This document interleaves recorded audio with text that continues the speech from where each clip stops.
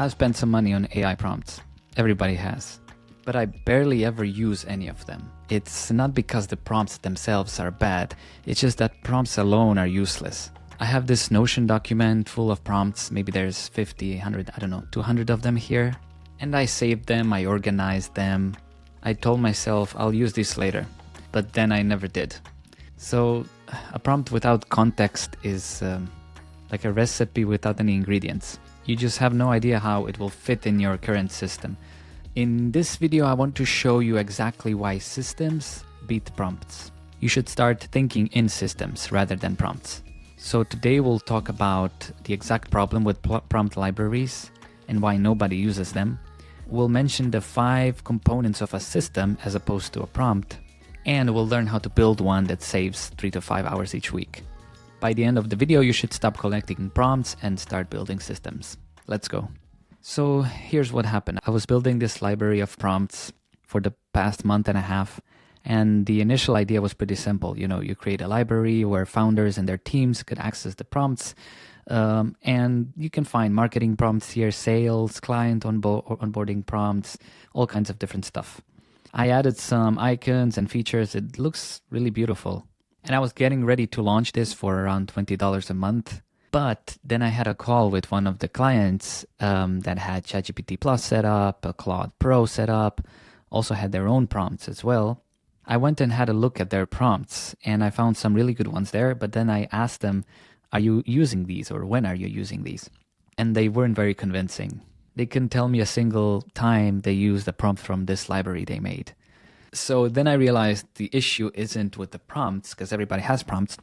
The issue is that the prompts themselves have no context. The problem around the prompts is what's missing. So this is what we're fixing today. Let me give you a real example from my work. So this is one of the prompts from the library that I made, and the prompt itself is pretty cool. It's used to recreate images. You turn the image into a JSON prompt, and then you can edit some parameters within the JSON prompt and recreate the image or edit it.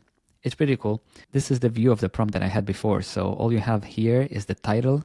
There's a short description here and the prompt itself, which is in a nice copyable code block.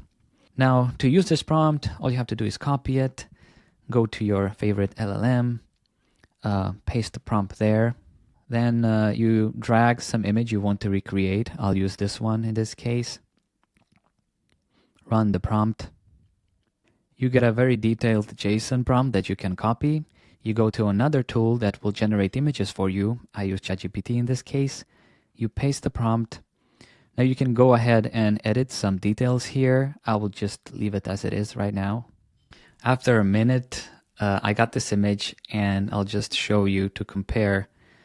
This is the output image I got with the JSON prompt, and this was our input image. So you can see that they're pretty similar. I mean, stylistically a bit different. This one is a bit more dreamy. It looks more like a painting, while this one is a bit more realistic. But you get the idea. Now, what's the problem about this prompt? The prompt itself is fine, but there's things missing to it. Imagine handing this prompt to a team member or an employee, and all you give them is this, so only the prompt and the title. What's not stated here is the problem. So what problem are you trying to solve with this prompt? The tools. Which tools are you supposed to use? As you saw, I used Perplexity and ChatGPT, but maybe somebody else prefers to use other tools. Maybe you can use other tools that fit into your workflow better. Then another thing is the method. So this workflow required many different steps. First, I had to go to Perplexity, and then I had to paste the prompt with an image and then copy the output and blah, blah, blah, blah. None of this is defined here. And then another thing that would be very useful to have here is the output. Before actually trying out this prompt, I had no idea what the output would look like. So I have no idea to judge whether I want to use this or not. Now you can see how flawed prompt libraries are. How the hell are you supposed to share this within your company? I wanted to solve this issue and I started building something different. So let me show you. This is the system library that I started building. As I said, we should stop talking in prompts and start using the word systems, because systems is something that gets implemented in your workflows rather than just prompts. This is the exact same prompt, but in the system library, you can immediately see the difference here that we can see the input and the output images. So this is the input image I put at the start and the output I got with the JSON prompt. Again, pretty cool prompt. It recreated the image very convincingly. Then we have the actual prompt, which you can copy very easily here. Then we have the context. It's a short description that defines what this system will do for you. We have the method, which is kind of like a step-by-step instruction on how to use it. And then we have all the tools used. So here I'm putting all the tools that you can use for this prompt. And also somebody who is seeing these for the first time can also click on these buttons and it will take them to the websites of the tools.